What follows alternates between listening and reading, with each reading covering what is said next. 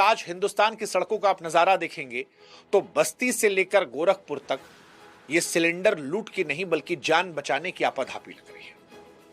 मतलब सिलेंडर के लिए लोग लंबी लंबी लाइन में हैं। कोई सिलेंडर कंधे पे घूम रहा है, कोई सिलेंडर लेके भाग रहा है, कोई सिलेंडर के ऊपर बैठ गया है, कोई सिलेंडर के लिए बेहोश हो गया है। कहीं कहीं ऐसा हो रहा है कि सिलेंडर की गाड़ी देखते आदमी टूट पड़ा है, जैसे मानो आदमी को तिनके का सहारा। गोरखपुर में गाली गलौच हो गया। कुल मिलाकर कहे तो आदमी का सब्र टूट रहा है, क्योंकि गरीब आदमी, मिडिल क्लास आदमी अपने बच्चों का भूखा चेहरा देख रहा है और फिर वो सब कुछ भूल जाता है। जिस जगह नोएडा में हम रहते हैं वहां गैस गोदामों पर सवेरे 4 बजे से भीड़ है और इसको देखकर हमको 2016 का नोटबंदी वाला दौर याद आता है। बस फर्क इतना है कि तब जेब में पुराने नोट भारी लग रहे थे, आज कंधे पर 14.5 किलो का लोहा जो है वो खाली बोझ लग रहा है। आम आदमी अपनी दिहाड़ी छोड़कर धूप में खड़ा होकर बस एक लोहे के डिब्बे की खातिर अपनी इज्जत दांव पर लगा रहा है। मोबाइल पर तो सिलेंडर का दाम सस्ता दिख रहा था, लेकिन पाने के लिए क्यों हफ्ता भर धक्का लगाना पड़ रहा है? क्यों ऐसा है कि ब्लैक मार्केटिंग का दौर जो है वो शुरू हो गया है? और फिर यही सवाल उठता है कि रील में जो भारत चमक रहा है, हकीकत में वो गैस गोदाम के बाहर अपनी इज्जत आबरू क्यों लुटा रहा है? वैसे इसके हालात हुए क्यों हैं ये समझना भी जरूरी है, क्योंकि जंग विदेश में हुई है। हमारे घर का चूल्हा क्यों बुझ रहा है? जनता तो मासूम है, भोली है, वो पूछती है कि साहब आखिर ऐसा क्या हो गया कि देश का चूल्हा ठंडा पड़ गया? क्या हमारी ताकत इतनी खोखली है कि 7 समंदर पार छिड़ी एक जंग हमारी थाली की रोटी छीन ले? तो जवाब जो है उस समुद्री रास्ते में छिपा है, जहां ईरान और इजराइल के बीच में मिसाइलें चली।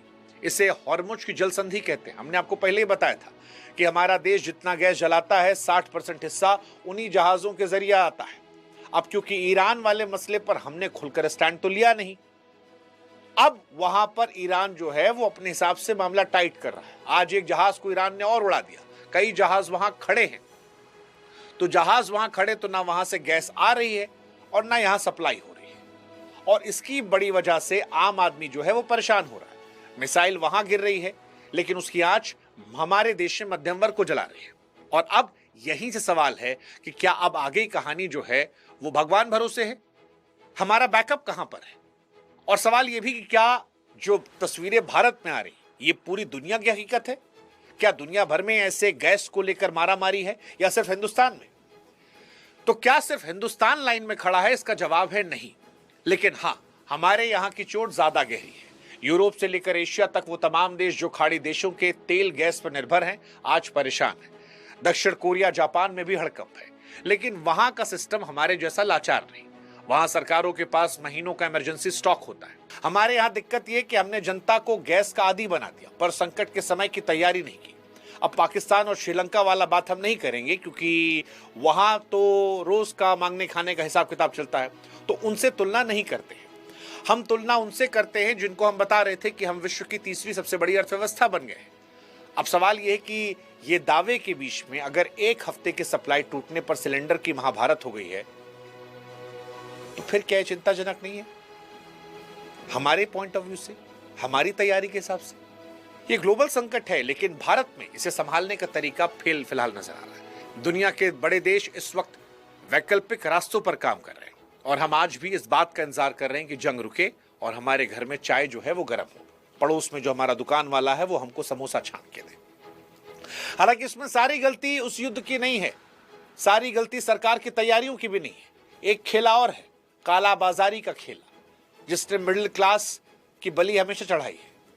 देखिए, जहां मुसीबत आती है वहां सिस्टम के गिद्ध सबसे पहले मंडराते हैं। गैस एजेंसियों के पीछे का नजारा देखिए, बाहर बोर्ड पर लिखा है स्टॉक खत्म है, लेकिन रात के अंधेरे में वही सिलेंडर 2000 से 2500 में ब्लैक में बिक रहा है। ये काला बाजारी अचानक नहीं है, ये सिस्टम के उसी छेद से निकलती है जिसे भरने का दावा हर साल होता है, जिसको लेकर कहा गया था न खाएंगे न खाने देंगे, लेकिन ये लोग खा रहे हैं। ये लोग नोटबंदी में भी खाए थे, पीछे से पैसा निकाल के। ये लोग यहां भी खा रहे हैं और इससे सबसे ज्यादा प्रभावित होता है मध्यम वर्गीय। देखो बाबू, अमीर को फर्क नहीं पड़ता, वो ब्लैक में खरीद लेगा। गरीब आदमी अपनी किस्मत मानकर बैठा है, उसको कुछ नहीं मिलेगा, वो कंडा लगा के जला लेगा, लकड़ी तोड़ के जला लेगा, थोड़ा बहुत खाएगा, मस्त रहेगा, बैठ के गप लड़ा लेगा। लेकिन फंसता है मध्यम वर्गीय आदमी, क्योंकि मध्यम वर्गीय आदमी को अपनी इज्जत प्यारी होती है।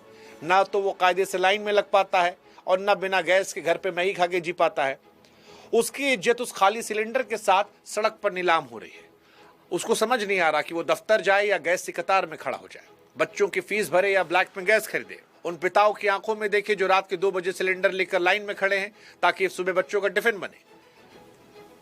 सवाल यह है कि आखिर सरकार का डंडा जमाखोरों पर क्यों नहीं चल रहा, जो संकट के समय चांदी काट रहे हैं और जो आपदा में अवसर तलाश के पैसा कमाना चाह रहे हैं।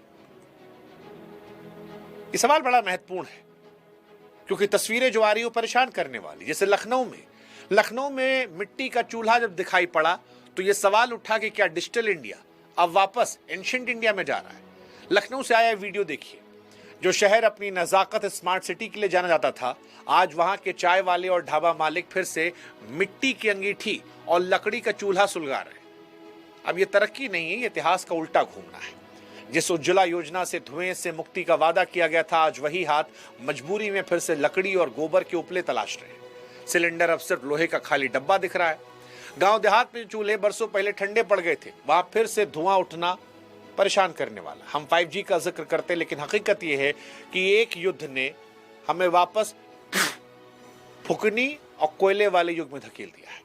यह सिलेंडर की कमी से ज्यादा हमारी दूरदर्शिता, हमारी तैयारी कमी को दिखाता है और हमारे देश में काला बाजारी के करप्शन को भी एक्सपोज करता है।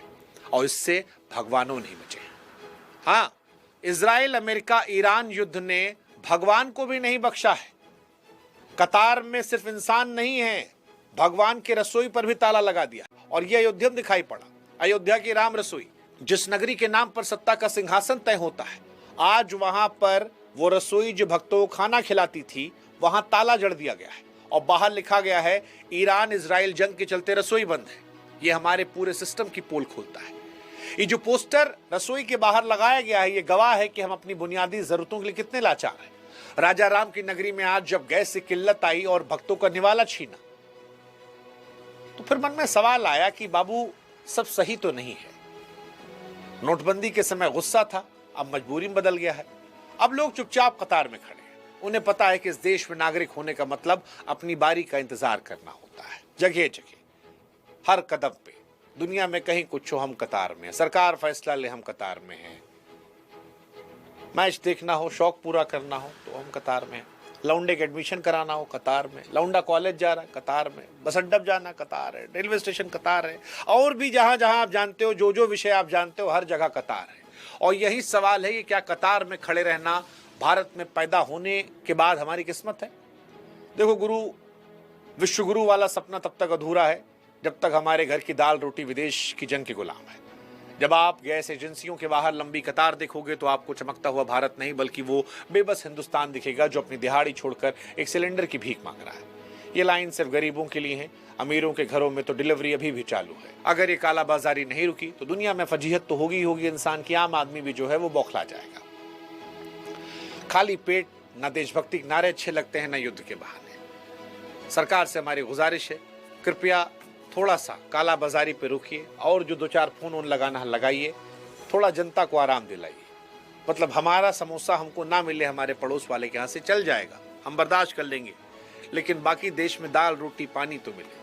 मिडिल क्लास आदमी सबसे पहले इस परेशानी को झेलता है और नियति नहीं मान लेते इस कतार को। मतलब हमें गर्व करना चाहिए कि हम हिंदुस्तानी हैं। 140 करोड़ भारतीय हमारी ताकत है, इस पर गर्व करना चाहिए। ये हमारा कमजोरी नहीं बनना चाहिए। उम्मीद करते हैं कि सरकार इसको समझेगी और कतार से निकाल कर चेहरे पर मुस्कुराहट बिखेरेगी। कैसे बिखेरेगी पता नहीं। एक हमने बता दिया, काला बाजारी पर रोक लगाई, क्योंकि अभी भी हमको लगता है कि उतना समस्या बड़ा नहीं है जितनी बड़ी समस्या काला बाजारी ने बनाई होगी। और उसके बाद मिलाइए फोन रशिया वाले को, थोड़ा चाइना वाले को भी, थोड़ा सा ईरान वाले को भी कि बाबू वो थोड़ा सा छोड़ो ना, हमारा आपका तो पुराना रिश्ता है। मतलब इसीलिए शायद रिश्ते बनाकर चलने चाहिए। उम्मीद है कि हमारी विदेश नीति की ताकत का असर दिखेगा। तब तक मुस्कुराइए, आप कतार में हैं, मुस्कुराते रहिए। आपकी नीति हिंदुस्तान में पैदा हुई, हम कतार प्रधान देश।